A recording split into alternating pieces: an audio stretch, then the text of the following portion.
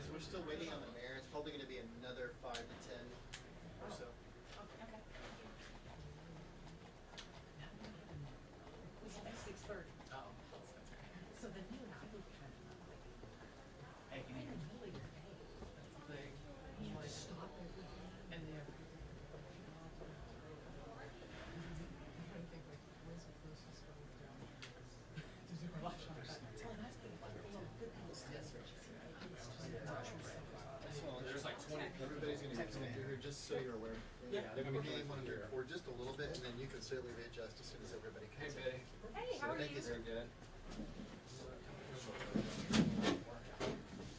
Wasn't the mayor out of town? He was. He's back though? That's what we're told. He might have just gotten back. Oh, that's right, yeah. We didn't see him at the Moss press conference, which Oh, is yeah. how we know. They were all saying he was out of town. From the South Step, that was. I hated it. And that creepy. Thank you, Robert. That was a good call. It's kind of nice to have him talk about it. They always talk about it. He's just like new. All of these is new. Yeah, it It's looks kind like of it's like a TV nice. studio. Yes. And they said that,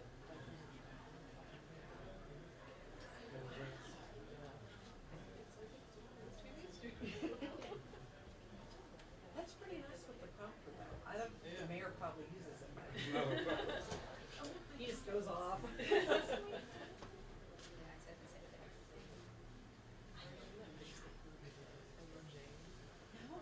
it's like, just use the curtains.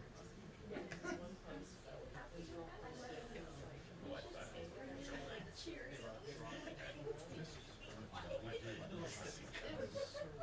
Is that real?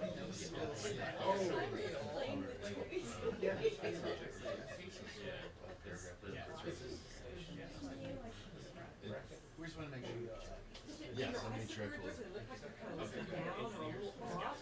Or not? Because I literally had my hand in my pocket and they were in my hand. And they're clear? Well, they made it for me. That is so, I thought they'd have to be dark or something, you know? Yeah, that is, I would be motion sick if I yeah. I feel like I'd be kind of cross-eyed or something, you know? Yeah.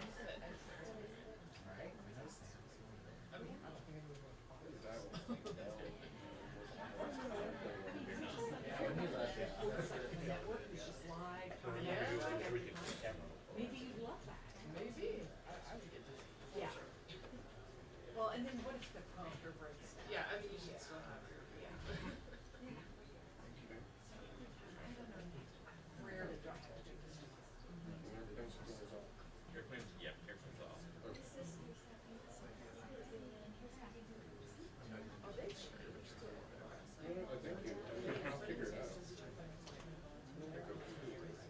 But it doesn't always work. That's funny. Like sometimes like the chair drops myself to like get it.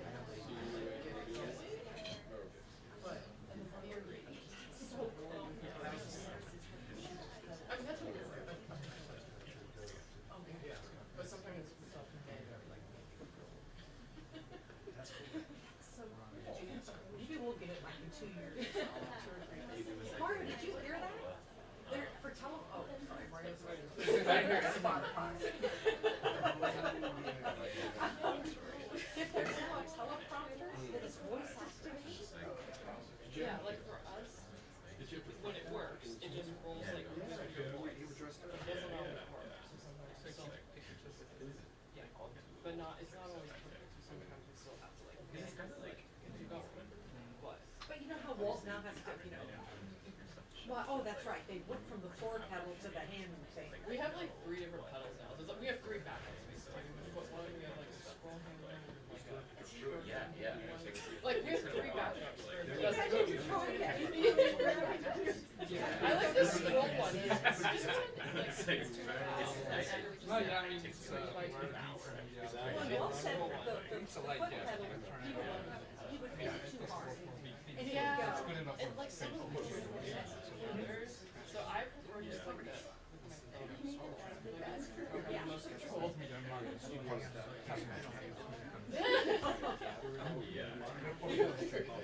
Well, I'm always just like, I go show it. Yeah. you reach out to Yeah, there you go. I'll give him a giant.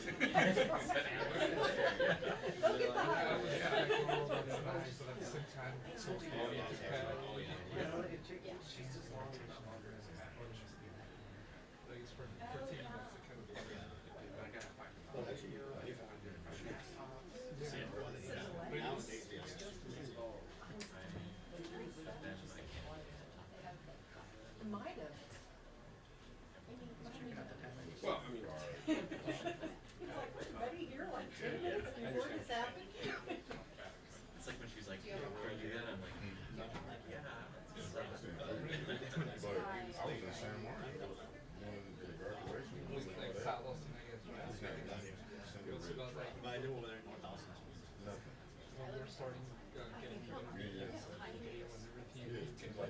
Don't go to run. One of the secluded areas of the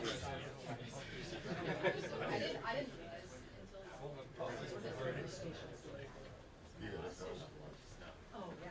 Alright guys, here we go.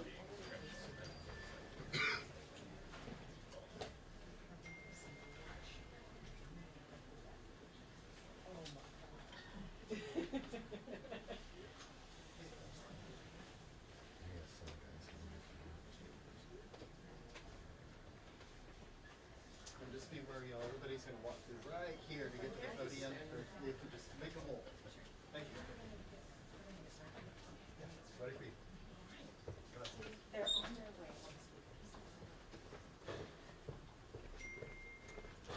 All right. We're going live in 5, 4, 3, 2. Hello, everyone. Good morning. Welcome and thank you for attending today's Severe Weather Recovery News Conference.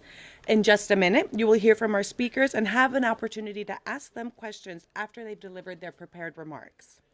This news conference is being simulcast in Spanish on ATXN's secondary audio program, the SAP channel, on TV, as well as online on ATXN3. Real-time Spanish closed captions are available on ATXN via the closed caption channel 3 and on the live stream and the app via the drop-down menu. We have a representative available to provide you with Spanish language interviews after the news conference concludes. Buenos días, hola a todos. Bienvenidos y gracias por acompañarnos hoy en esta conferencia sobre la recuperación de la tormenta severa de anoche. En un momento escucharán a nuestros oradores y tendrán la oportunidad de hacerles preguntas una vez que hayan compartido sus comentarios sobre el asunto. Esta conferencia de prensa también se está transmitiendo en español simultáneamente en el canal de televisión SAP de ATXN y en línea en ATXN3. Subtítulos en español están disponibles en tiempo real en ATXN a través del canal 3 de subtítulos y también en línea y en el app a través del menú desplegable de subtítulos. Tenemos un representante presente para ofrecerles una entrevista en español ya que haya concluido la rueda de prensa.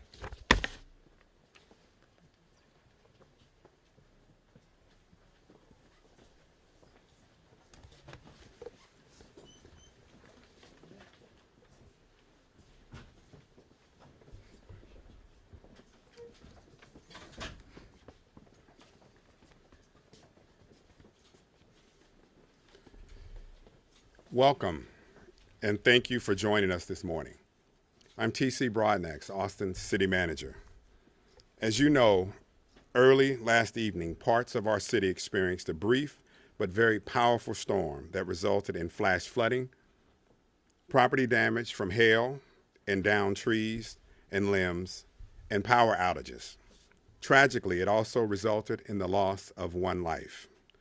Today, we have representatives from several departments: Austin's Office of Homeland Security and Emergency Management, Austin Energy, Austin Watershed Protection, Austin Travis County EMS, Austin Fire, and Austin Resource Recovery. They'll be providing updates on response and recovery operations going on throughout the city. I want to take the time to express my profound thanks to the hardworking city staff who sprang into action at a moment's notice, putting up barriers on flooding streets, rescuing people from creek beds and in vehicles trapped in water, and responding immediately to begin restoring power. Deep appreciation goes out to our public safety agencies and all crews who work through the night and continue to work trying to restore power and remove debris throughout the city. The speed of this storm is a powerful reminder that all of us need to be prepared. And everyone needs to heed warnings, such as turn around and do not drown. Never drive around barriers or through floodwaters. They can be deceptively powerful, as we saw last night. Now I want to turn it over to Jim Reddick, the Director of Austin's Office of Homeland Security and Emergency Management, to get us started through the department reports and updates. Jim?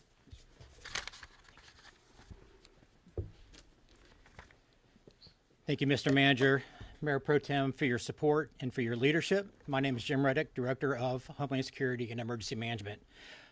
So severe weather did roll through last night, and while some of Austin didn't experience a thing, some of the other parts of the city did. We're talking large hail, minor flooding, high winds, and power outages. Of course, there's a lot of connections. High wind knocking down tree limbs, which knock down lines. Not just lines, but poles, power poles. So it's not just a matter of restoring the lines. And Mr. Riley from Austin Energy will speak to that later on. Also, the storm brought 2 to 3 inches of rain within 30 minutes, which is a big cause of the flash flooding that we experienced. And we will experience again because we are in severe weather season. So the city is aware that a lot of folks are without power, around 30,000. And for context, 97% of the city still has power. So Austin Energy and the partners with whom they rely are doing a great job in terms of the restoration of power. They're doing damage assessments as well as other crews, other departments throughout the city. The residents are also a part of that damage assessment process. Please look at your property, and if you have down limbs or down lines, do not touch them if they are touching any power lines, okay? But if there are damages, report that. If there's anything, a tree or limb hanging on your house causing a public safety issue, let us know, and we'll take care of those things. Do take pictures for record keeping for your insurance provider. Do know that there are folks who are rather unscrupulous and take advantage of these opportunities. Make sure you work with your insurance provider for folks who are licensed and accredited to do work on your property. From a life safety perspective, there are cooling shelters open today, and I ask that you check austintexas.gov/alerts because that list continues to grow as some of our facilities get restoration of power as well. If you are in need of any particular shelter, our partners with the Red Cross are available. Please contact them at 1-800-RED-CROSS. 1-800-RED-CROSS. Before we hear from our other partners around the city, recovery and cleanup is going to look a little bit like this. Again, we're still in severe weather season. So while we're doing debris clearance, while we're making sure that we're re-strengthening our facilities, trimming tree limbs and the things like that to prevent future power outages, we ask that you do the same thing for your home. So make sure you take steps to be prepared for your family, your home, your property, and go to readycentraltexas.org to learn about the 4 steps of emergency preparedness. This website also has tips on preparing for all types of hazards because our focus is preparing for anything natural and man-made.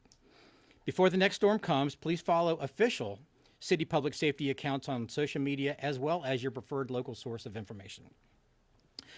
So you can receive important information before and during major weather events like last night. So the biggest topic on a lot of folks' mind is power restoration. So I'd like to turn it over to Mr. Stuart Riley of Austin Energy to give you an update on their processes. Thank you, Stuart. Thank you, Jim. Good morning. I'm Stuart Riley, Austin Energy Interim General Manager. First, I would like to thank our customers and our community for their patience and resilience in the wake of yesterday's storm. Since the start of this event, all available crews have been working 24/7 to restore power to our customers. This was a fast-moving, destructive storm with whole trees ripped down, extensive damage to homes, property, and electrical equipment. At 6 p.m. last night, severe storms began moving into our service area. These storms made their way across the western part of our service area without much impact, but strengthened very abruptly and intensely as they made their way into central Austin.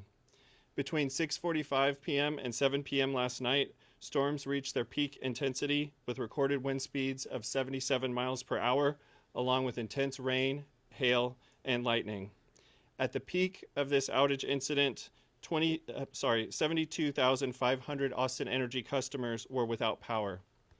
Looking at our outage history data in our system, which goes back to 2012, this event is the third worst storm we have had in Austin Energy, following only Winter Storm Mara and Winter Storm Uri. Our crews have made great progress so far. As of 10 a.m., over 93% of our customers have power. We are committed to getting the remaining 38,000 customers back online as quickly and safely as possible. Our restoration progress has come with some obstacles. So far, we have identified 104 broken poles, but crews are still assessing the damage, so there could be more. Some streets have poles that are toppled all along the street, requiring labor-intensive, time-intensive work for multiple crews to replace the poles. A common situation that we're encountering is whole trees toppled in backyards, pulling down wire, pulling down poles. Because the damage we're seeing is so substantial, outage restoration activities are expected to extend for multiple days. There is currently no estimated time of restoration. We have damage assessors who are patrolling our service area now, and we will provide additional information once those damage assessments of the system are complete. When it comes to restoring power, we take a phased approach. There are three main phases to our restoration operations. Currently, we are still in phase one. In phase one, the utility focuses on restoring power to critical life safety, public safety facilities, getting power back on to hospitals, emergency call centers, critical communications equipment. And also during phase one, we look at getting power back onto the main lines of the circuits. An outage on the main line will cause power outage loss to all customers on that circuit. So that's why we focus on the main lines first. Doing so allows us to identify additional work that might be necessary as that main line branches out into the neighborhoods, and those further outages beyond the main lines can affect multiple customers. Also, as part of phase one, we are gathering more detailed assessments of the damage. For phase two, Austin Energy prioritizes outages affecting the largest number of customers. And in phase three, Austin Energy is focused on the remaining smaller outages. These are often more complex and more time-consuming, which can take hours to complete those types of outages and restore only one or two customers at a time. So with such drastic impact to the system and the community, Austin Energy has called for mutual aid from our neighboring utilities. This assistance will be crucial in providing us additional crews to support repairs and power restoration. We have more than 200 mutual aid crew members on their way to help with restoration and tree trimming arriving this afternoon. Thank you to Centerpoint and Encore, and we're working with additional utilities in the surrounding area for additional crews. Once those crews arrive, we will brief them on how to safely work on Austin Energy's system, and then we will deploy them out in the field to help bring customers online. With more than 100 broken utility poles, tree trimming crews are a critical part of our response. The storm resulted in uprooted trees all over Austin Energy service area, and crews are actively clearing debris to ensure safe and efficient access to our damaged infrastructure. If you have trees on your property that are within 10 feet of power lines, please do not attempt to trim those limbs. Call 512-322-9100 to report a downed power line. If fallen limbs are causing sparking, please call 911. Never touch a downed power line, even if it crosses a road or a vehicle. Stay at least 35 feet away from downed power lines and never use an object to move a downed line. Never touch anything in contact with a power line. When a live wire touches the ground, electricity can even fan out into the ground across the immediate area, so please stay clear. If you have an outage, please report that outage by texting OUT, O-U-T, to 287-846, or you can visit outagemap.austinenergy.com, or by calling 512-322-9100. If customers still have an outage after receiving a text message that power has been restored to their area, please respond OUT, O-U-T. Smaller outages can continue after a major circuit is repaired because of damage to secondary power lines or equipment. This is called a nested outage or a secondary outage, and can materialize only after we're repairing the larger outage, and then we can identify the smaller nested outage. Please follow Austin Energy's social media channels on X, Facebook, and Instagram for updates, and regularly check Austin Energy's current conditions page for updates. And again, I'd like to say thank you to our customers and community for your patience as crews are working as quickly and safely as possible. All Austin Energy crews plus additional outside crews are coming in and will continue working to repair storm damage until all customers are restored. We know being without power is incredibly challenging, especially when it could stretch across multiple days, and we will not stop working until everyone is restored. And as soon as we have a more complete picture of the damage assessment, we will provide additional updates.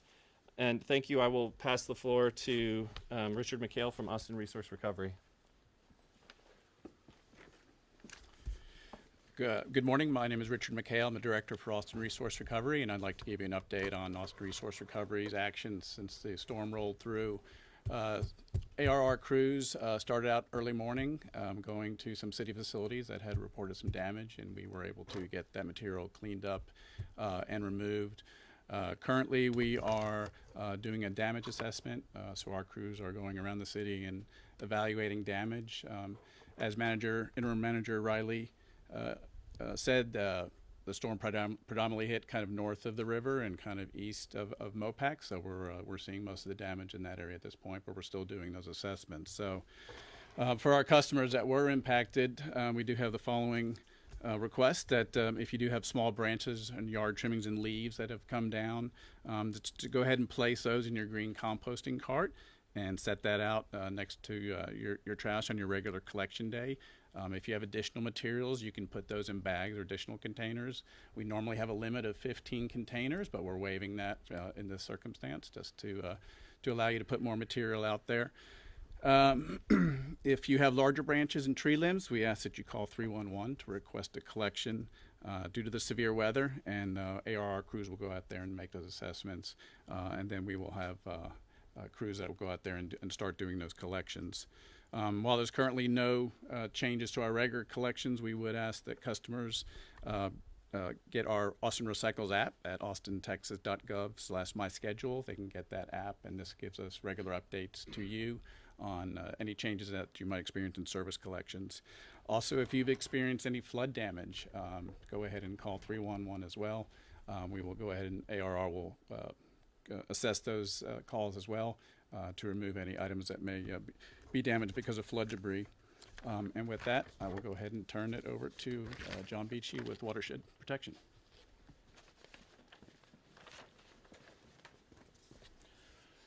Good morning.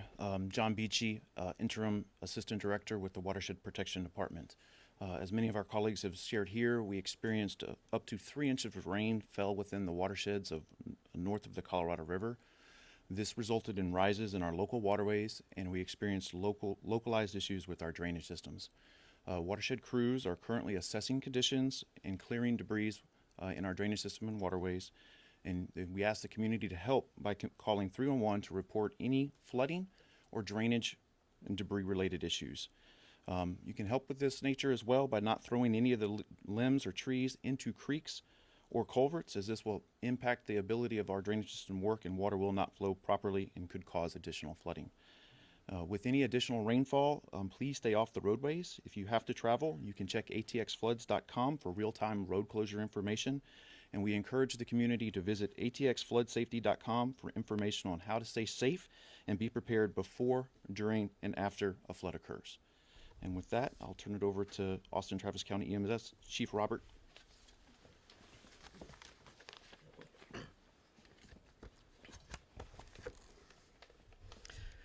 Good morning, Robert Lukritz, Chief of Austin Travis County EMS.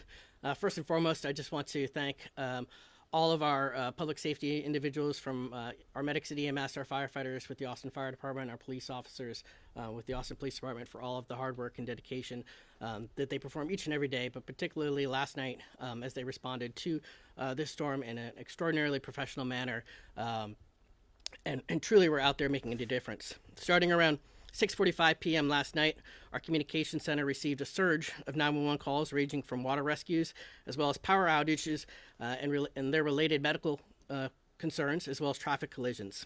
Most of those incidents came in the span of less than an hour, where we saw almost a 35% increase in call volume.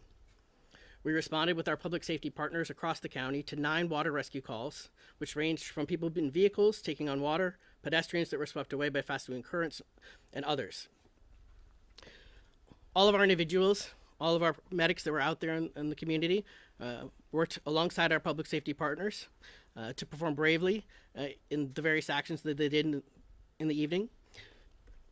One of the things I think that is important to recognize, and we've talked about before, is the multidisciplinary approach that we have at EMS for how we respond to these emergencies. In addition to our traditional EMS response, a number of our rescue paramedics worked alongside our Austin Fire Department and County Fire Department partners to assist in water rescues across the county, and I want to thank them for their specific dedication and experience.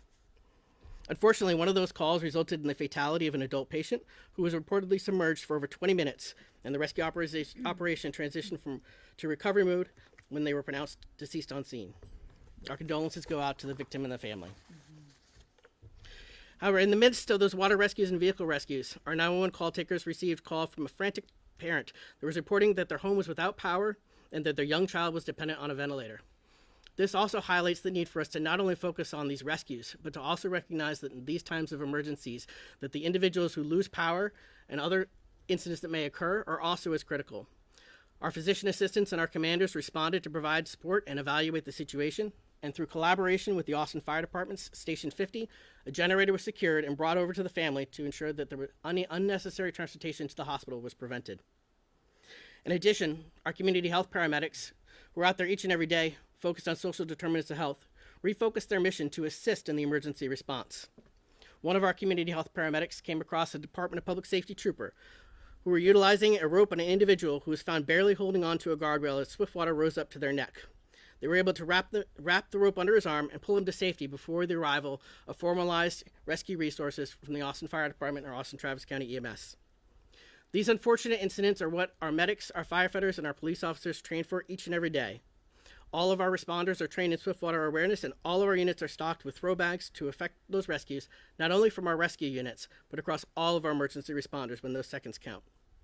Again, I want to thank all of the men and women of Austin Travis County EMS, and again recognize the hard work not only of our team, but the partnership with the Austin Fire Department and the Austin Police Department, who both performed extraordinary efforts last night.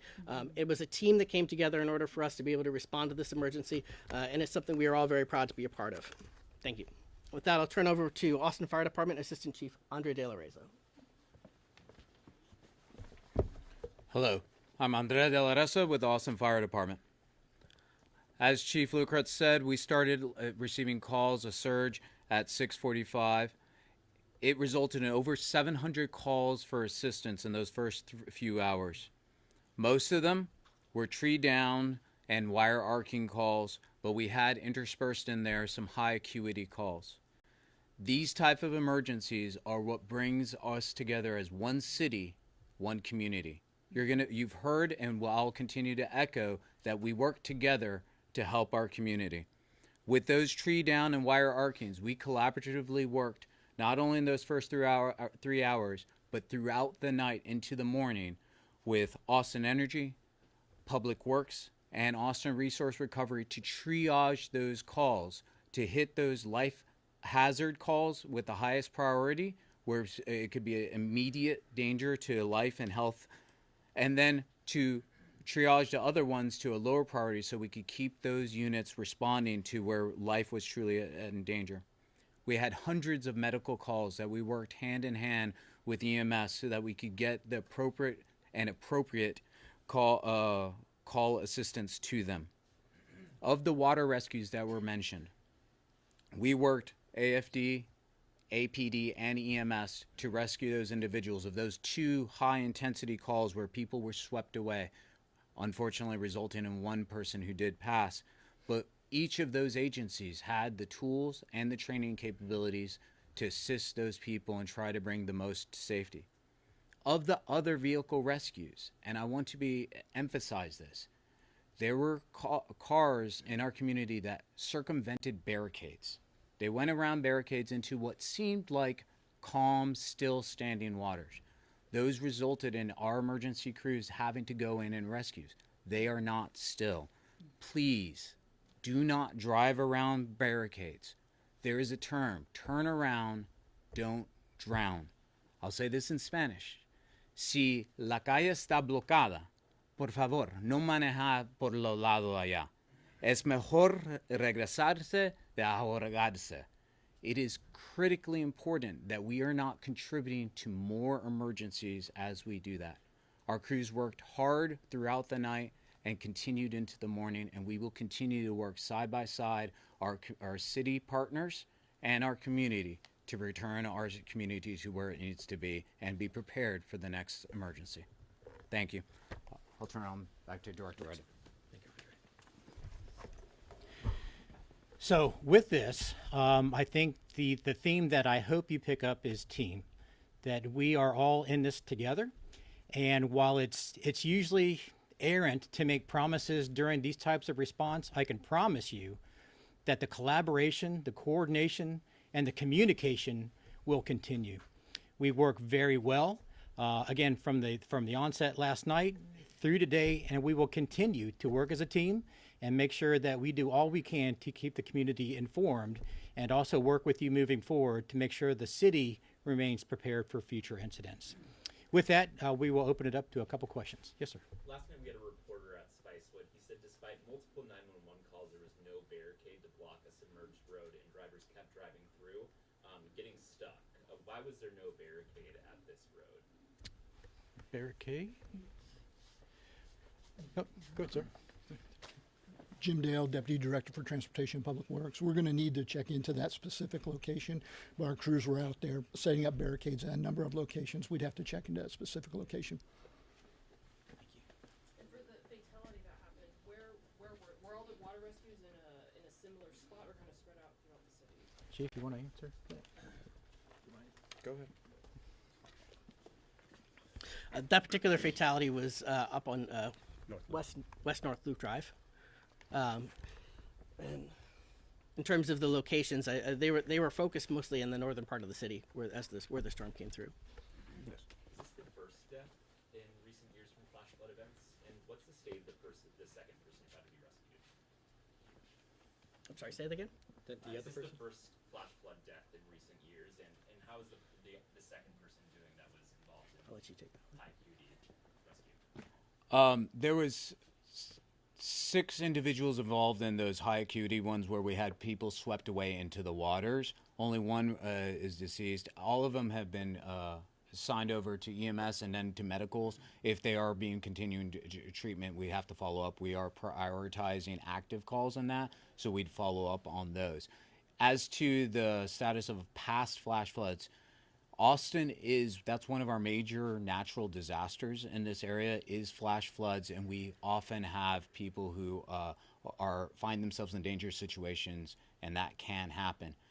It is unknown if we have other ones that just have not been reported. This is what we've been reported to, and we were able to respond to. We are continuing to search the areas and look at areas and follow up on any further calls. If you have loved ones that you do not know of where they are, please call, and we will work to make sure that we are checking for those, accounting for all people. I have a question for Austin Energy. Betty Cross with CBS Austin. You mentioned that you felt like downed trees played a significant role in the power outages. Where does Austin Energy stand now in terms of meeting industry standards? Thank you for the question. I think it's important for us to distinguish between our ongoing vegetation management work, which focuses on having clearance from power lines and tree limbs, but there's no amount of vegetation management that can account for a 40 or 50-foot tree being uprooted and toppling. So in this case, really what we're seeing out there, vegetation management, ongoing tree trimming efforts would not have solved for what we're seeing out there on the system now. Right now, it's entire trees that have fallen over versus just your typical day-to-day, a tree limb grows in the spring and it might grow into a power line. That is what our vegetation management efforts are focused on. In terms of the progress that we're making, you know, we moved back to an industry standard in 2021 with hiring additional crews and making more progress, making more headway on our clearances and our vegetation management. As we communicated then, we're on a 7-year trim cycle, so it'd take us a full 7 years to get to everybody, and we're making really good progress there, and those efforts will be ongoing and will be within that 7-year trim cycle. And is that 7 years, is that 2028? Yeah, that's correct. 2028, you'd be there. We'd be fully around on our 7-year cycle to cover the entire city to those industry standards. And I have another question for EMS. I guess at EMS or fire. One of y'all mentioned that everybody who really was kind of in harm's way went around a barricade. Is that correct, or did I misunderstand? That is not what I intended. If I did say that, is not correct. We have people who found themselves, this was a rapidly moving event, that the water around there. We have reports, and we did rescue people who did go around barricades. But as was reported, there might have been some streets that we did not have the time or the resources to get to set up barricades, temporary, or even tape those off. We had some people who went around. There's surely some people who were found in places where there were not barricades. And at night, it can be difficult to see that. But once again, we encourage everyone, if there is even what looks to be only 1 or 2 inches of water on the road, don't trust it. That could, in fact, be a foot and a half of water. It only takes 6 inches or less to move some vehicles depending on the flow rate of those waters. So it's critical, even if there's not a barricade, if there's water on the roadway in storms like this, please turn around, don't drown. I have a quick question for Austin Energy, just to verify. 97% has been restored, and 30-something thousand still without power. Can you just tell me those? I believe right now we have, well, as of 10 o'clock, when I last looked at the numbers, we had over 93% of our customers with power, and we still had 38,000 customers who do not have power. At the height of the storm, we had over 72,000 customers that did not have power, and we've been restoring. And during the course of that, we restore some customers. There may be additional outages, and we work our way through going from largest to smallest outages and going from the oldest outage to the newest. Got it. Thank you. I appreciate it. I have a question. So we received several warnings yesterday in terms of weather, right? So was there really a tornado in or around Austin yesterday? Does anyone can confirm that? I can't confirm that yet, but we'll reach out to our partners with the Weather Service to see if they've actually made that determination. But we have not received that report. Another question for Austin Energy. What are some of the things that the utility is doing now as severe weather that will continue to safeguard the infrastructure from further outages?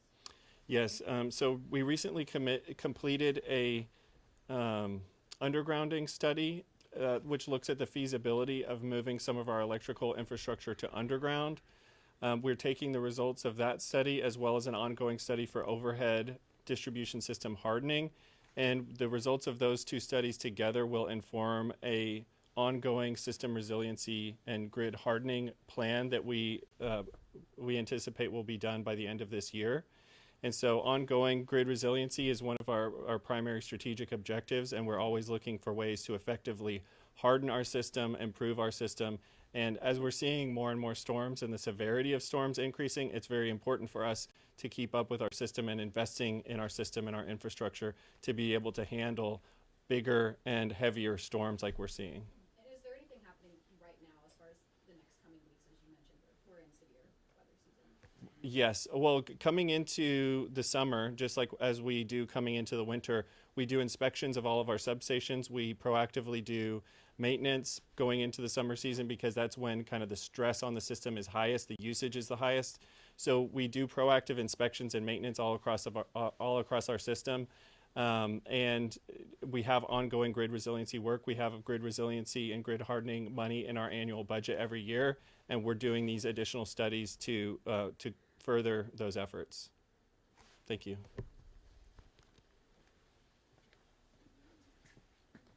Are there any other questions?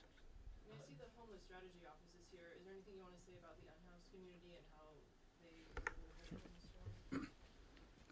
Sure, thank you for the question. David Gray, Homeless Strategy Officer for the City of Austin. Since the weekend, we've been informing our unhoused neighbors about the potential for severe weather this week, with our most recent text alert going out on Monday night in advance of that storm.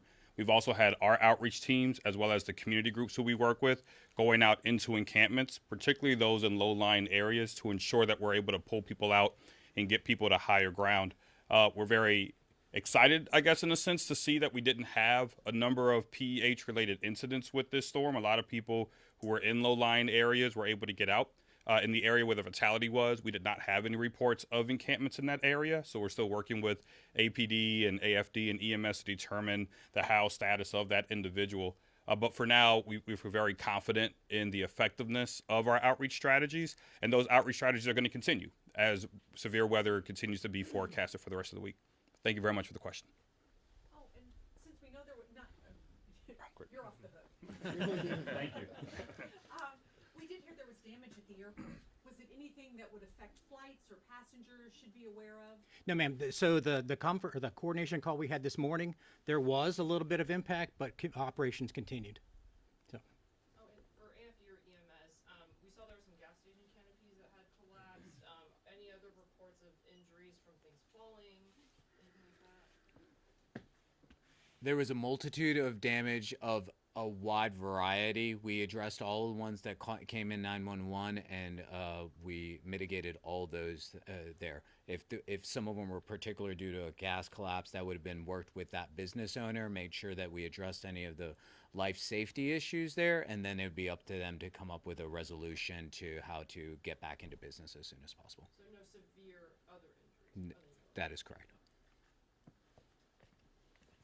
Mayor tweeted about vacuum trucks vacuuming up water. Is there any more information that you can provide on that? The Vector trucks or vacuum trucks are standard pieces of equipment that we use in the drainage maintenance industry, and they were deployed last night to help alleviate some of the clogged drain systems in and around the areas in North Austin. Are they still being utilized, or are they? They're something we utilize on a daily basis. Thank you all for attending. That's all we have time for today. Thank you. Good job. Good job. Apparently you weren't important today. Yes. Surprised about that. No, I thought all the questions would be crazy. They were pretty much. That's why.